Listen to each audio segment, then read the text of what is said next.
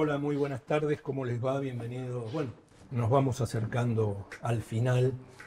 Bienvenidos a un programa más de Agenda Propia.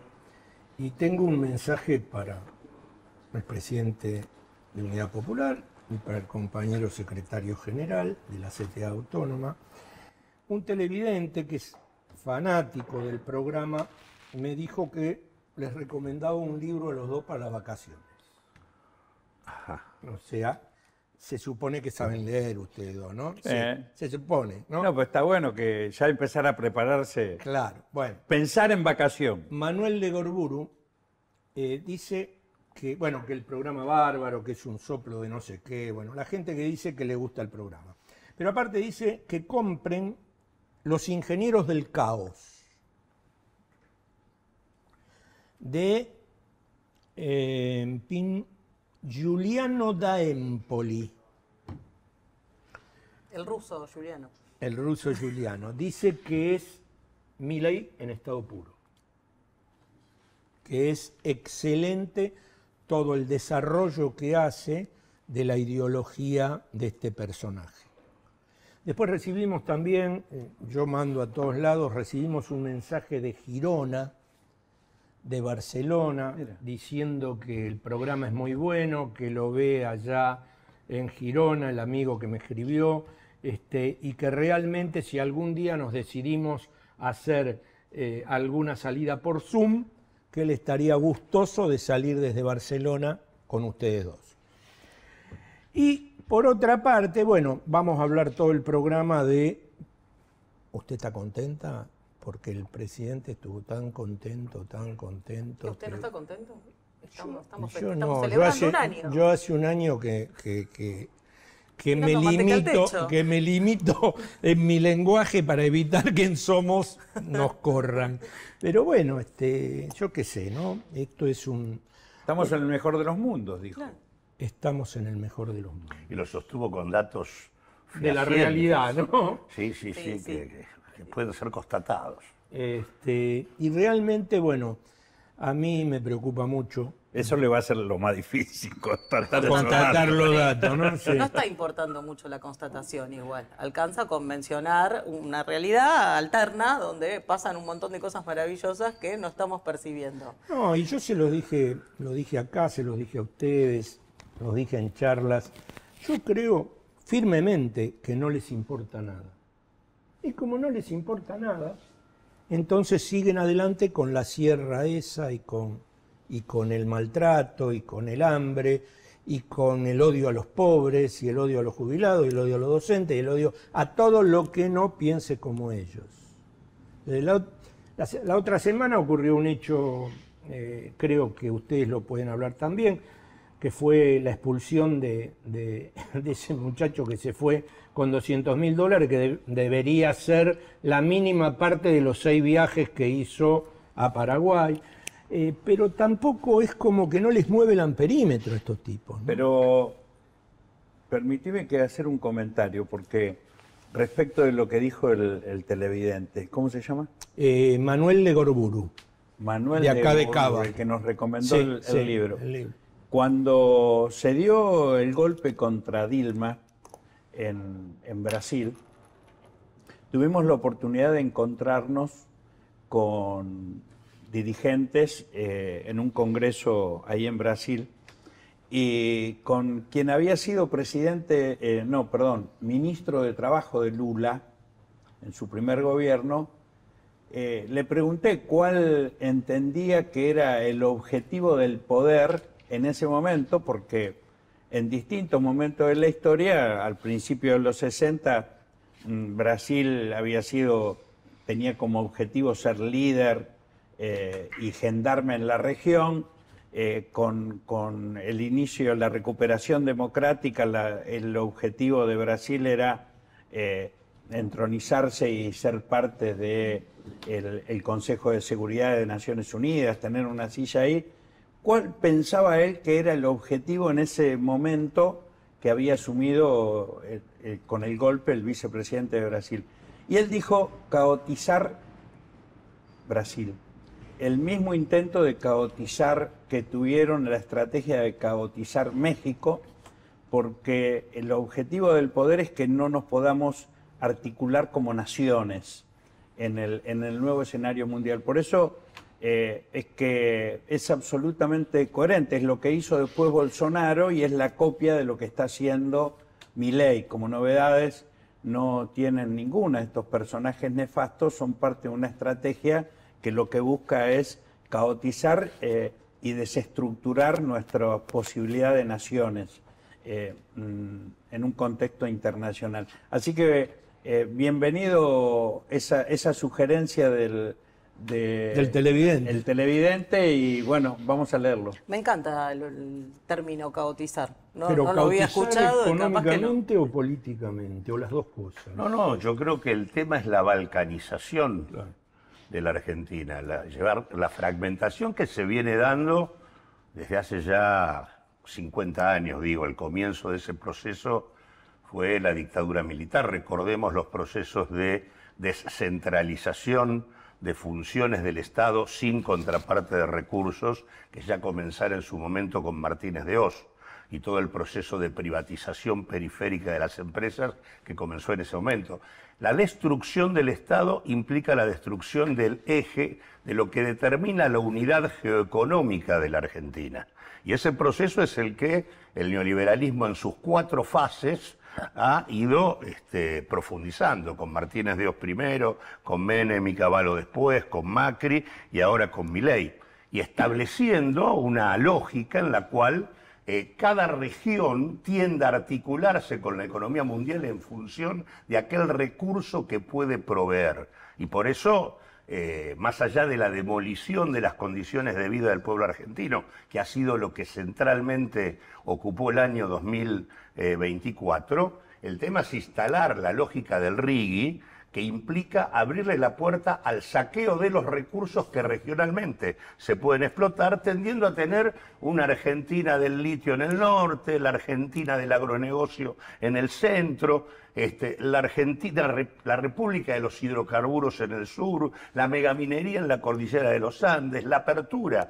del continente antártico a las principales potencias, fragmentar, ¿no? Segmentar la entrega. Esa es la estrategia que de alguna manera está en Quiero curso. volver a eso del RIGI, porque nosotros hicimos un pequeño repaso, analizamos así como minuciosamente el discurso de Milei, donde celebra su primer año frente a la gestión, y al menos encontramos, 5 cosas en las que los datos lo contradicen. O sea, le decimos que mintió, le decimos que llevó adelante una fake news, díganle como quieran. Lo cierto es que la realidad contrapone con datos lo que plantea. Y una tiene que ver con las inversiones y con el RIGI. Dijo exactamente que el RIGI traerá grandes inversiones que generarán empleo directo e indirecto, y que además, como bajó el riesgo país, también eso está impulsando que vengan un montón de inversores nuevos. ¿Eso está pasando así? ¿Eso es tan así? No. Bueno, no es nada así. Claramente el año 2024 es un año de derrumbe de la inversión en la Argentina. Por otra parte, además no podría ser de otro modo, porque si uno tiene una política económica que incentiva la posibilidad de hacer grandes rentas con el juego financiero, si yo puedo obtener prácticamente 50% de renta en dólares en un año, pasando dólares a pesos, invirtiendo y volviendo a dólares, ¿por qué razón voy a invertir en el funcionamiento de la economía real? Hay dominancia de la inversión financiera y no hay inversión en términos productivos en la Argentina. Y de hecho, además, esto en términos de empleo tenemos 406.000 desocupados más, tenemos un proceso de creciente precarización y en donde en realidad lo único que ha crecido es el tema de la changa, ¿no? Lo que creció el monotributo como mecanismo de empleo en la Argentina. Hay una destrucción de 183.000 puestos de trabajo de carácter formal, de los cuales 43.000 son del Estado y el resto, mayor todavía, del sector privado. Por lo tanto, digo, nada tiene que ver el escenario de inversión y empleo con la realidad del 2024 ni con la perspectiva que tenemos, porque además la inversión que promueve el RIGI, que dominantemente tiene que ver con inversiones en el sector primario, no tienen una atracción en términos de empleo realmente significativa. Lo que mueve el empleo en la Argentina es el mercado interno y la industria, que está sometida a una tormenta perfecta en la cual hay apertura de las importaciones, achicamiento del mercado porque hay menos demanda, más competencia de la producción local e incremento de los costos. Y me pregunto también, ¿qué tipo de empleo es ese empleo que podría esperarse si en efecto hay una inversión en políticas extractivistas? ¿Cuáles son las características de esos empleos? Son los sectores que, entre los ganadores, son quienes están sacando las ventajas en este año, ¿no? El sector financiero que describía, el sector minero, la explotación del litio, el petróleo y el gas. Son todos extracciones ligadas a las exportaciones, que no generan empleo en gran cantidad. El empleo en gran cantidad, lo decía el otro día en un encuentro y lo expuso en el acto que hicimos el 5 de diciembre en Plaza de Mayo, el representante de las pymes, del movimiento productivo 25 de mayo, el generador de empleo en cantidad es la construcción, es la industria ligada al mercado interno, al consumo y al mercado interno. Este tipo de producciones extractivistas no generan, porque además no hay industrialización alrededor de esa actividad extraccionista y por lo tanto el empleo es muy bajo en proporción en el petróleo, en el gas, en la minería y en el agronegocio. El último mes que tenemos del producto en la Argentina, que es septiembre, es una caída del 3,3%, ¿no? Cae la actividad económica, pero se modifica la composición del producto. En realidad, lo que crece es el agro, la minería, la pesca, y cuando uno mira el sector industrial, cayó un 6%, cuando uno mira el sector comercio, cayó un 8%, cuando uno mira la construcción, cayó el 17%, que son los grandes generadores que son los grandes generadores de empleo y de actividad. Bueno, otro de los temas en los que dice que nos va bárbaro, pero no se confirma, es el salario básico. Según el presidente Javier Milei, creció de 300 a 1.100 dólares. Esa es una trampa que viene de la época. ¿Cómo sacó esa cuenta? Es una trampa. No, es que lo que pasa que estas políticas, porque esta de alguna manera reedita en algunos puntos la estrategia Menem, ¿no? Menem-Cavallo, arman un esquema de precios en donde efectivamente hay una desaceleración de la suba de los precios en pesos, fundada en la caída de los ingresos, la recesión y mantener fijo el tipo de cambio, pero al mismo tiempo hay un aumento de la inflación en dólares. O sea, mientras cae la evolución de los precios internos, en realidad la inflación en dólares es del 270%. Entonces lo que termina pasando es que ellos te miden en dólares cuando vos consumís en pesos. En realidad, digamos, lo que esto genera es una doble situación, las dos malas. Vos tenés una caída de la inflación en pesos, pero con un poder adquisitivo bajo, que no se recupera. Los salarios del sector público 16% abajo, los salarios del sector, digamos, de los sectores informales 17% abajo, los salarios formales 1% abajo. Por lo tanto, nadie volvió, y están todos abajo respecto a noviembre del 2023, pero al mismo tiempo, al tener el dólar retrasado, lo que debilitas es la competitividad. Tenés destrucción del poder adquisitivo y destrucción de la competitividad argentina, porque el dólar es cada vez más barato en la Argentina y por lo tanto en dólares la Argentina es cada vez más cara. Consecuentemente, los productores locales tienen costos en dólares muy altos y pierden competitividad respecto al resto del mundo. Así que es el peor de los escenarios. A ver, paso al limpio. A ver Así, si entendí. igualmente, Sí. no puede demostrar de ninguna manera ese incremento de salario de 300 a 1.100 a 1.100 dólares, porque es imposible demostrarlo en cualquier cuenta que quiera mostrar el presidente. Son todas miente, que algo quedará. Ahora, incluso digo, si en efecto con esto de que el dólar está planchado, uno estuviese ganando más en cantidad de dólares, puede comprar cada vez menos y además, Claro. como trabajador, es un recurso caro, digamos, Como para el poder mercado. adquisitivo, el poder adquisitivo cae para comprar en la Argentina lo que uno necesita. Y al mismo tiempo, el costo en dólares salarial es más alto para el que exporta. Y al mismo tiempo, los costos en dólares de lo que la Argentina produce son más altos. Entonces, hunde el poder adquisitivo y debilita la competitividad. Por eso es que en general todo esto termina cuando no hay posibilidad de generar dólares genuinos. Y de hecho ya está pasando desde agosto que la Argentina viene teniendo déficit en materia de divisas en el intercambio de bienes y servicios. Pero aparte el laburante no gana en dólares.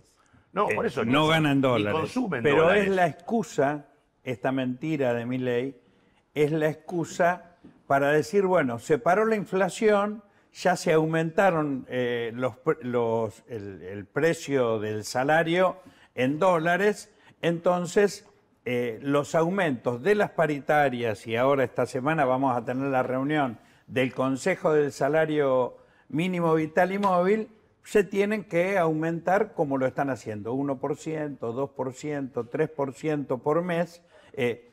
Es la excusa perfecta, el argumento que tiene el gobierno para sostener la presión y el condicionamiento en las discusiones paritarias, tanto del sector patronal como del sector de trabajadores, y en lo que le atañe al gobierno, que es el Consejo del Salario Mínimo Vital y Móvil, que hoy está 4 veces por debajo del ingreso necesario para una canasta mínima y estar por encima de la pobreza para un trabajador sin carga de familia y con un valor que está la mitad de lo que se necesita para una canasta de la indigencia. Quieren mantenerlo en ese nivel y lo que seguramente lo que van a plantearnos esta semana cuando nos reunamos es un aumento de estas características miserables que no va a recuperar ni lo perdido de diciembre hasta acá, después de la devaluación que hizo el gobierno de Milei, ni mucho menos las pérdidas anteriores, porque estamos muy por debajo de lo que era el salario cuando Macri o cuando terminó el gobierno de Cristina Fernández. Pero del mismo modo que el poder adquisitivo cae para la mayor parte, aquellos que tienen excedentes y que por lo tanto compran dólares, el gasto en dólares dominantemente se hace con el turismo en el exterior y consecuentemente eso le saca divisas a la Argentina. Al ser cara en dólares la Argentina, los turistas que llegan son cada vez menos, pero el consumo turístico de los argentinos con dinero en el exterior es cada vez más. Hoy es mucho más barato ir a pasar las vacaciones a Brasil, a Europa o al Uruguay que hacerlo en la Argentina. Y hay que recordar que hace poquito salió el estudio de Forbes Argentina que muestra cómo en la misma Argentina donde vos tenés más del 50% de la población en situación de pobreza, tenés 50 multimillonarios que tienen 78.000 millones de dólares de fortuna acumulada que representa prácticamente el 14% del producto total de la Argentina y que del 2020 para acá esa fortuna creció el 68% mientras la Argentina caía. Es decir, son multimillonarios que han logrado independizar su suerte de la suerte general que tenemos todos. No, digo, capaz que el dinero que nos está faltando está confluyendo sobre la base de esto sí. es que logran independizar su suerte particular de la suerte que tenemos los mortales que habitamos el país. Ahora, Hugo, una pregunta, porque vos recorres el país y hablas con los laburantes permanentemente. ¿Cómo ves el estado anímico de la gente ante este año que pasó y con la amenaza de que el año que viene vas a tener la sierra mucho más fuerte que este año? El país es un escenario bastante diverso, ¿no? En los últimos dos viajes que hice, uno fue en el Impenetrable, con los campesinos del Frente Nacional Campesino, una asamblea de 200 trabajadores campesinos, productores. Ahí tenían la posibilidad, la expectativa de la producción. Ahí no siembran, ahí producen ganado caprino o ganado vacuno, y su expectativa es lo que pudieran vender a fin de año.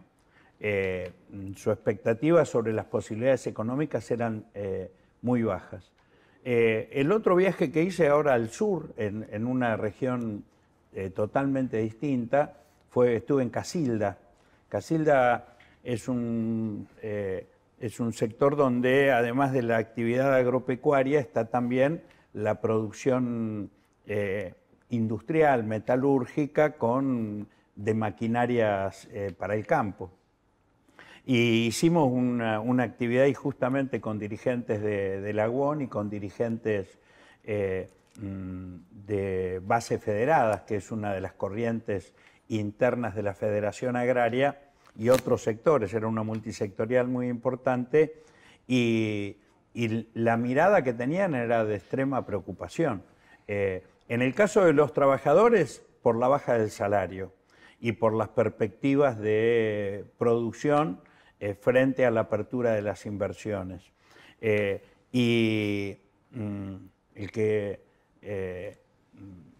Estaba el secretario general de la UOM, Abel Furlan, y decía, hasta el que se queja del cierre de importaciones o de la apertura de importaciones es Roca, dice. Paolo, claro.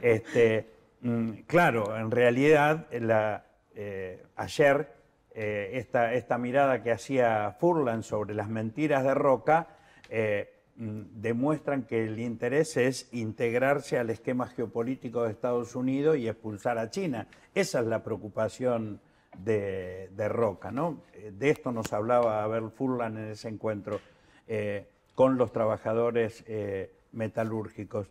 Y en el sector agrario, los compañeros de Base Federada lo que decían es que crecen las exportaciones en la Argentina a nivel, pero lo que se reduce cada día más son los productores rurales. Los pequeños productores o se van, alquilan, o directamente venden sus tierras, porque lo que está sucediendo es que la apropiación de la tierra en la Argentina es cada vez más extranjerizada y en grandes grupos oligopólicos. Son dos de los registros que tiene que ver con esta pregunta que me haces, que fueron lo que constaté en estos últimos dos viajes que tuve. Yo creo que igual, en relación a la pregunta que vos hacés, lo que hay en general cuando hay convocatoria por parte de las organizaciones para discutir lo que está ocurriendo y plantear una estrategia, hay avidez de discusión y voluntad de participación.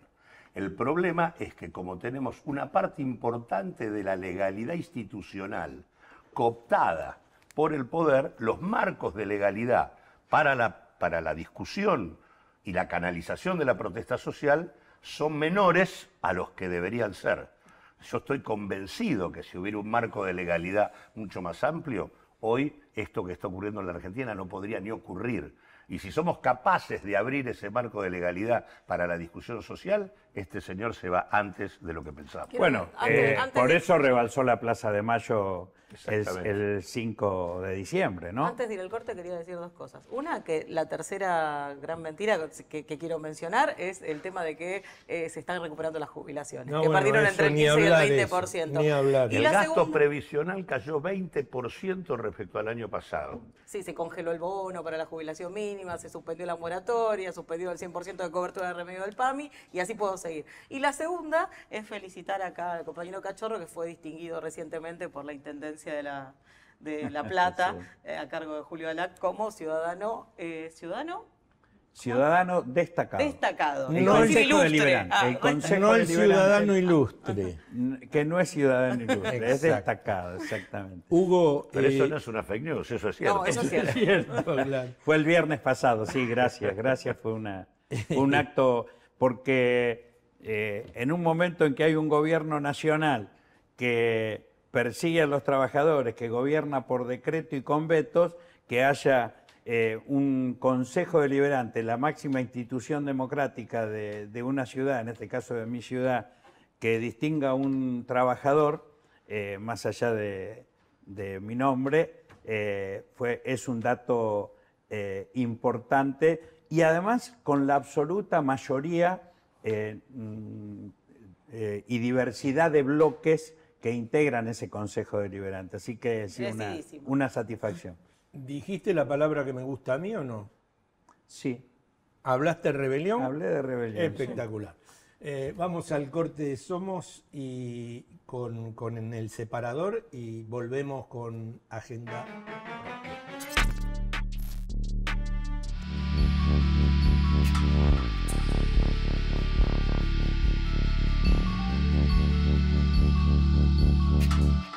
Canal Abierto es un medio digital donde puedes encontrar entrevistas, notas y análisis haciendo periodismo de este lado. Así que nos encontrás en www.canalabierto.com.ar.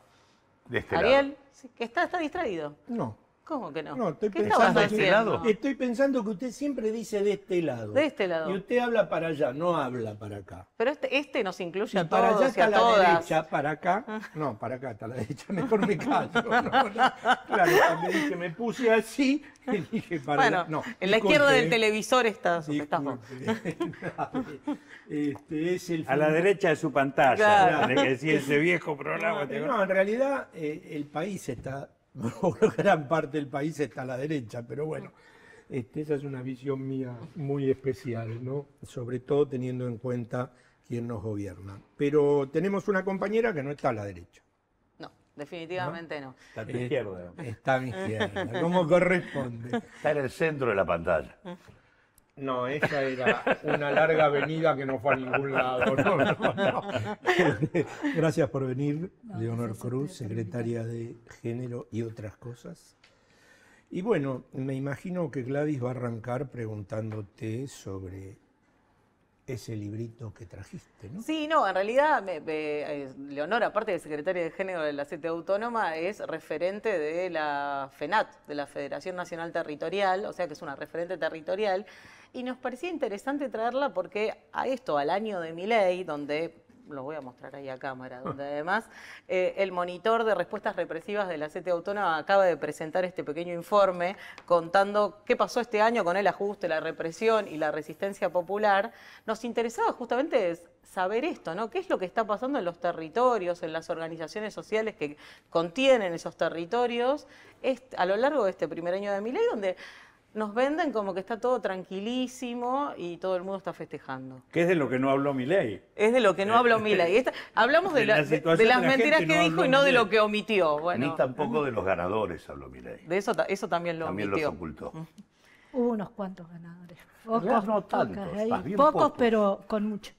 No, yo estaba escuchando atentamente lo que Claudio y Cachorro venían exponiendo, digo, y todo eso se relata en la realidad de nuestros barrios, ¿no? Las mentiras de Milei se pierden en la realidad de nuestros compañeros y nuestras compañeras. Y la realidad de nuestros compañeros y nuestras compañeras es que en este último año la pobreza ha avanzado de una forma descomunal. ¿Y por qué lo sabés y por qué lo sentís? Y es porque cuando conversás con una compañera, fácilmente, te dice, mira, doña Leo, acá en el barrio los pibes están con la droga y ya no se puede más. O sea, te roban hasta la bolsa de cebolla cuando salgo de la verdulería, y eso no pasaba, ¿no? El domingo, una compañera de Alderete, uno de los municipios que gobierna, es intendente una mujer, muy amiga de Jaldo, aparte, En Tucumán, perdón, Chocos, de donde claro. soy yo, falleció una compañera que vive al lado de un canal. ¿Que vive al lado? De un canal. La pobreza absoluta. Ella me llamaba porque no tenían ni para un cajón, ¿no? Y ese rol comunitario, colectivo, de salir a buscar, de dar respuesta, de exigirle a los municipios dar respuesta, lo llevaban las organizaciones sociales junto a la comunidad. Entonces Milei en este año, ¿qué hace? Destruir las organizaciones sociales, querer destruir los sindicatos, querer destruir el feminismo, todo aquello que engloba la solidaridad y lo colectivo en los barrios. Y en los barrios, ante la pobreza extrema, esto de la solidaridad es fundamental para sobrevivir. Esa compañera no tuvo cajón. Terrible. O sea, ¿no? Y Jimé me llamaba llorando, contándome, bueno, esa es la pobreza que hoy se vive. La pobreza de que es verdad cuando nosotros denunciamos, no es mentira, no es ficción, que en las familias, mucho más en las familias numerosas, gente deja de comer en el día para que pueda comer sus hijos. Que hoy, yo en mi casa tengo hace más de 20 años un comedor, tenía mi madre, con 30 pibes. El comedor se cierra porque no hay plata. Porque el Ministerio del Capital Humano ya no envía plata. Eso te iba a preguntar, ¿cuáles son las estrategias que desplegó el gobierno para desarmar las organizaciones? Bueno, las estrategias tuvieron que ver, primero con la estigmatización, ¿no? Que todos somos chorros, esto. Sos de una organización social, sos chorra. Sos de una central o un sindicato, sos chorra. Sos mafiosa. Todo está puesto en duda. Tu honestidad, tu trabajo, tu militancia, todo está puesto en duda. Es decir, esa fue una parte. La represión es fundamental, ¿no? Y los allanamientos con las causas judiciales también. 139 detenidos, bueno, 171 causas, te iba a decir. 41 hechos represivos, 77 allanamientos, 1.146 manifestantes agredidos y 139 detenidos. Eso es el carácter de lo que el monitor de la CTA describe en materia represiva.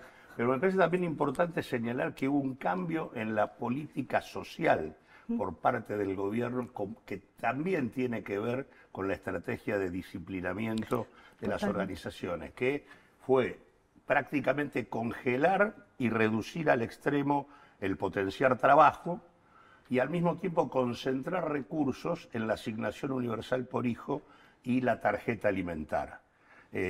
Claramente el potenciar trabajo era un insumo central del funcionamiento de las organizaciones sociales.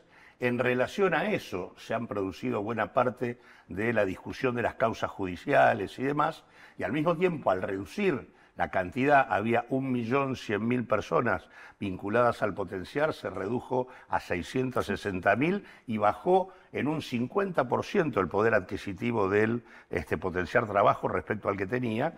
Con lo cual, eso impactó muy fuerte en la estructura de funcionamiento que tenían las organizaciones sociales. Recordemos que ¿qué hacía el potencial, ¿no? El potenciar era una especie de salario complementario para los trabajadores que estaban. No era una especie. Era un salario complementario. Por ley era un salario social complementario, enganchado a el salario mínimo vital y móvil. Claro. O sea, quien percibía eso debía realizar un trabajo y por ese trabajo percibía un salario social complementario. El gobierno actuó de doble manera. Tiró a la baja el salario mínimo vital y móvil, en primer nivel, y en segundo terminó con este enganche del salario social complementario. Dejó de serlo.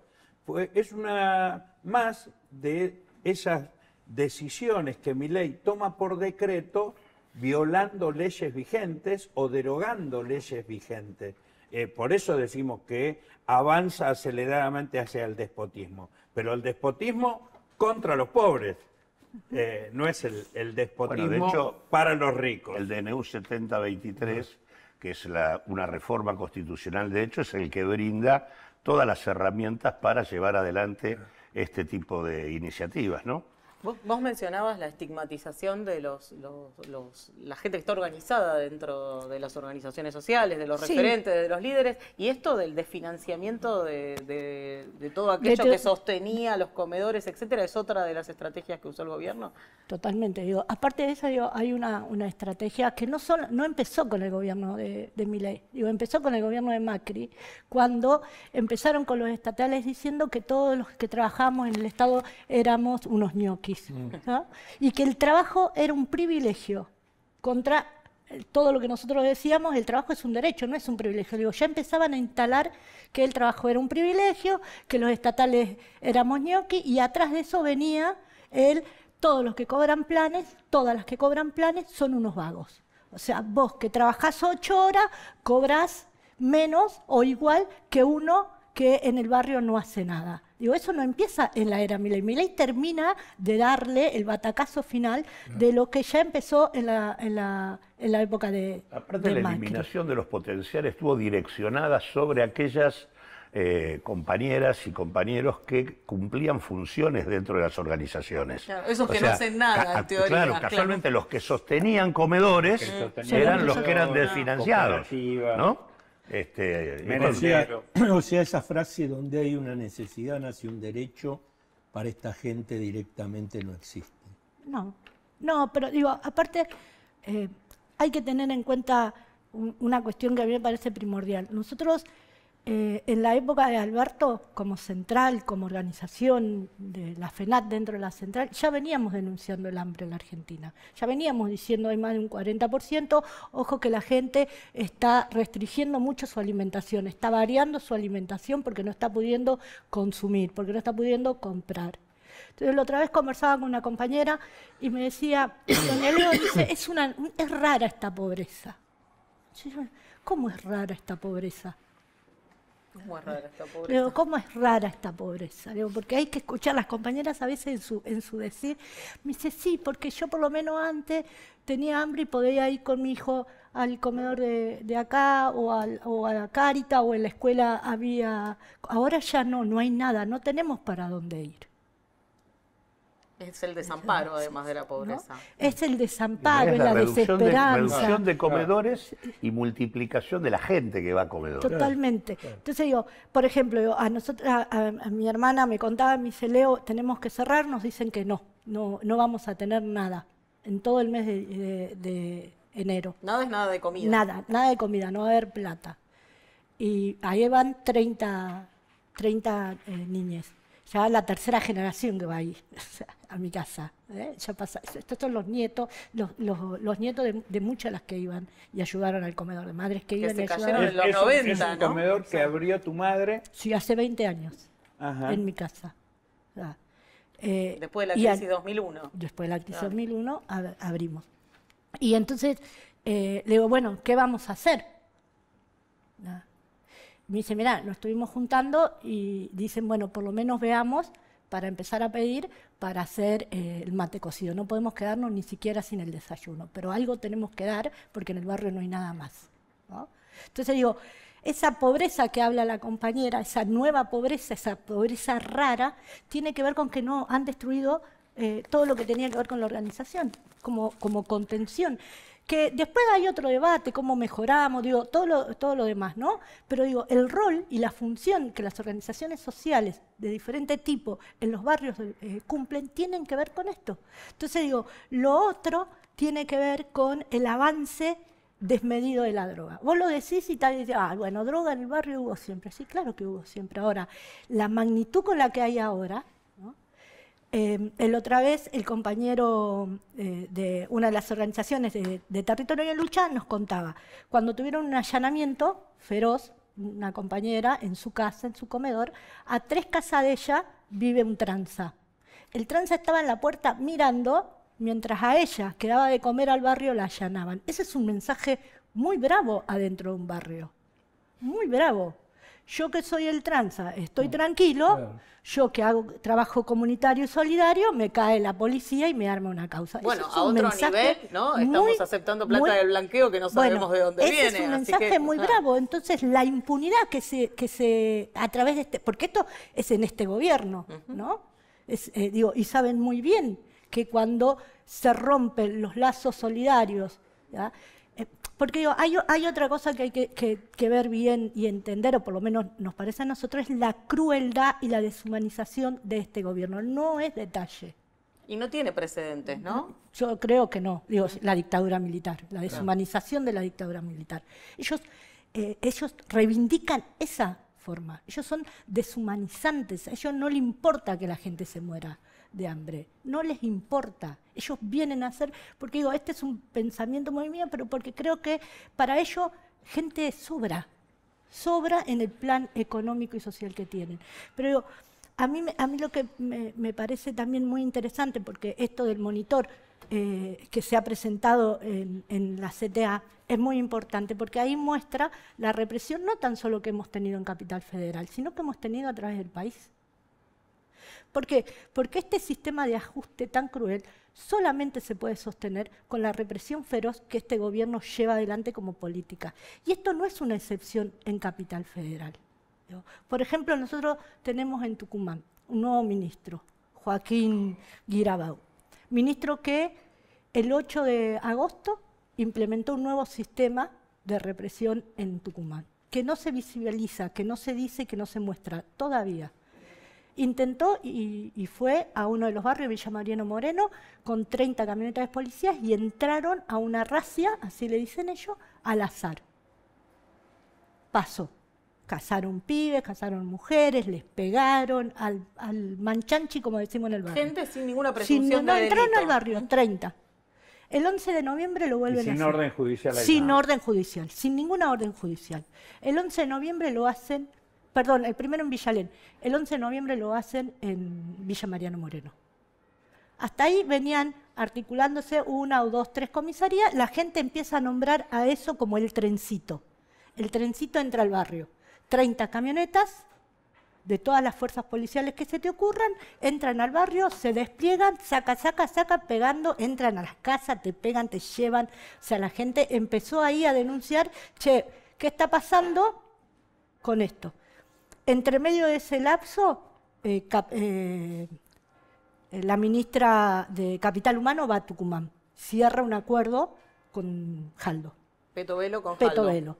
Al otro día, día sábado, se hace el otro operativo de razzia en Tucumán, donde estuvieron involucradas 36 comisarías.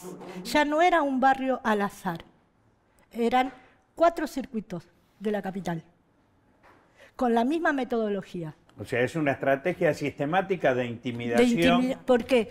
Porque en los Tucumán, barrios. todos sabemos, que diciembre es un mes bravo, ¿no? Y porque se viene todo el fantasma del 2001, en el 2013 nos pasó y fue tremendo, tuvimos muchos muertos. Entonces ¿qué está haciendo? Sale el ministro, ¿y por qué lo nombro? Sale el ministro y dice la misma frase que Milei. No vamos a permitir que en Tucumán nos tomen las calles. Al delincuente, muerte. Pero estos eran vecinos que estaban viviendo en sus casas tranquilamente, no eran delincuentes. Las organizaciones se juntan en Tucumán y hacen una presentación ante la Comisión Interamericana de Derechos Humanos por violación a todos los derechos que se te puedan ocurrir. ¿Por qué? Porque cazan al azar. Sale de Jaldo y dice, esto va a seguir pasando, o sea, si la gente cree que en Tucumán puede llegar a haber algún indicio de que la gente se levante.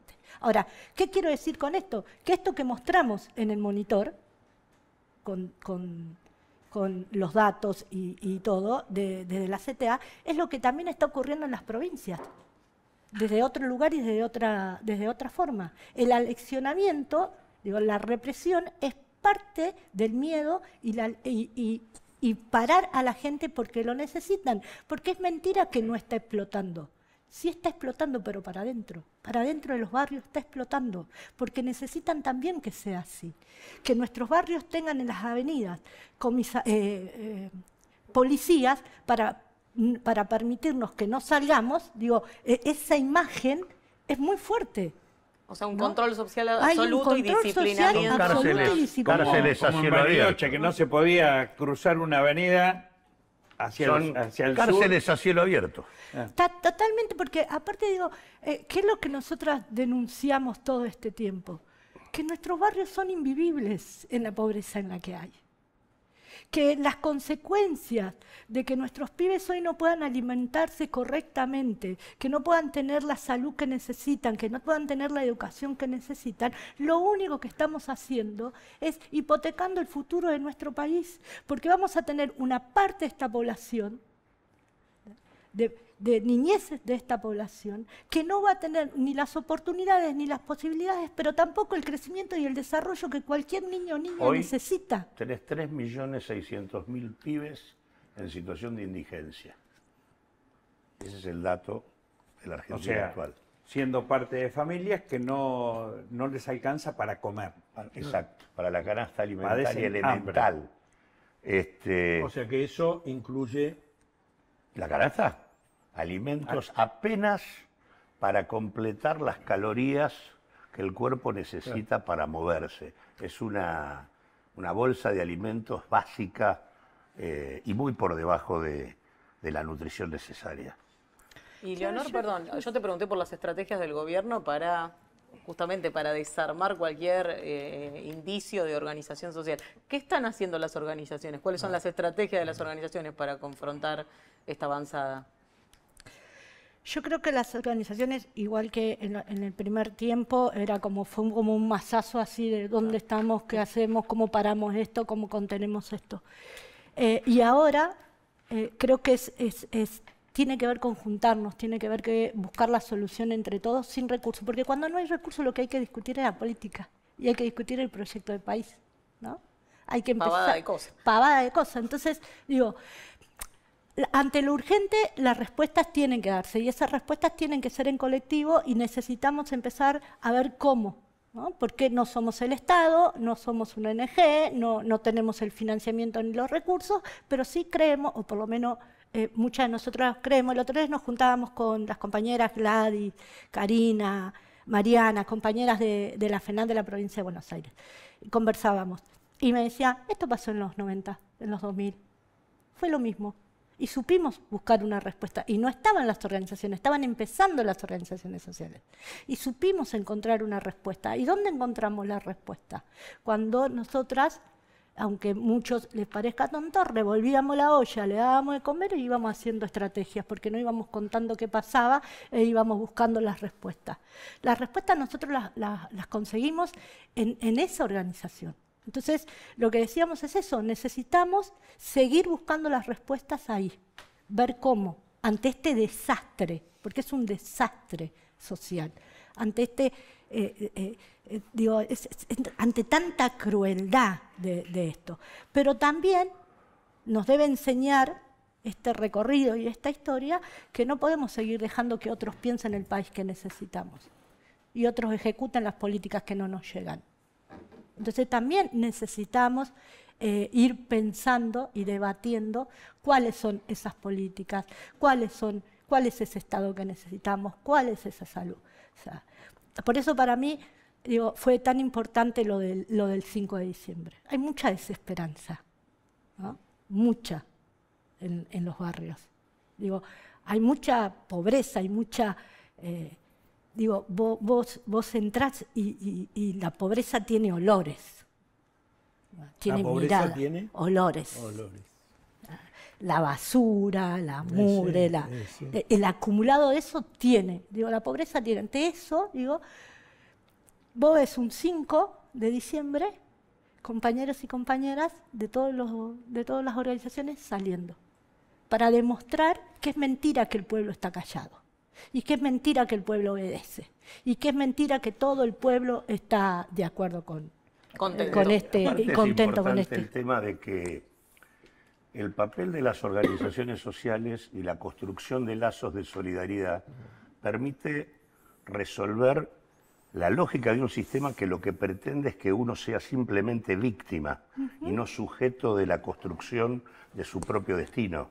En realidad, la destrucción de los lazos de solidaridad lo que hace es que la pobreza pegue en términos de degradación permanente. Por eso, el shock de demolición sobre las condiciones de vida viene acompañado de represión, desarticulación de las organizaciones, intimidación y también favorecimiento de la lógica del narco como salida individual dentro de esas experiencias. Entonces, la solidaridad no es solo el tema de resolver las condiciones de vida, la solidaridad es la capacidad de que alguien deje de sentirse como víctima para pasar a entender que puede disputar lo que le está pasando y modificarlo. Y la verdad que es muy importante ligar esto con todo este desastre que están haciendo en términos sociales, que la verdad que es una verdadera revancha oligárquica, después de una experiencia que la Argentina vivió después del último acontecimiento popular importante, que fueron las movilizaciones del 2001-2002, y que abrieron un tiempo en la Argentina de discusión sobre la posibilidad de cuestionar al neoliberalismo, cuestionar la dominación y discutir otra cosa, que no se pudo plasmar en términos de una sociedad diferente y que en el contexto del fracaso de esa experiencia estos señores aprovechan para ir a fondo sin ningún tipo de límite. Y la contrapartida de esa pobreza son 450% de incremento de las rentabilidades de las principales empresas que cotizan en bolsa. El grupo Ernequian, que por otra parte ocupa el Ministerio del Interior y la Jefatura de Gabinete, a través de su Compañía General de Combustible, tiene ganancias netas que se incrementaron en 2.330% en el curso de los primeros 9 meses del año 2024. Tecpetrol del grupo Techin, del cual hablábamos antes, incrementos del 780%. Arcor, el Pagani, 624%. Todos estos, Roca, Ernequian, Pagani, son parte de esos 50 multimillonarios de los que estaba hablando anteriormente. Mastelone, el grupo productor de productos lácteos por excelencia en el contexto de la caída de los productos del consumo lácteo en la Argentina, incrementos de 1.108,9% en 9 meses. El Banco Santander, 407%. Molinos Agro de Pérez Compán, 627%. Esta es la contrapartida del desastre social que están construyendo. Esa era la tapa de los diarios con los 50 grandes millonarios que vos decís. Volviendo al tema de la caotización, una última cosita. Rodolfo Viano, uno de los curas de Opción por los Pobres, que estuvo acá acompañándonos, me contaba en el marco de la jornada del 5 de diciembre, que ellos participaron, es que cómo el accionar de los narcos reemplaza el accionar de las organizaciones y la presencia del Estado. Eso es parte de la estrategia de caotización. Gracias, Leonor, por venir. No, gracias a usted. Te volveremos a invitar seguramente. Usted, que derechos humanos... No apunta a ver si dispara. A ver si dispara. No. Averiguá quién es Gustavo Morón. Gustavo Morón. Superintendente de riesgo de trabajo. Así es. No, vamos a contar de su historia en la que viene. Por favor, ya que hablamos de derechos humanos de los laburantes, y estuvo con Macri, estuvo con Fernández y está ahora. Fue agenda propia, nuestra agenda, pero su agenda. Y gracias nuevamente por venir. Realmente me dejaste frío, ¿no? Y me quedo con la palabra de Hugo Rebelión. Pásela muy bien, que tenga una muy buena semana. Nos volvemos a encontrar el próximo martes.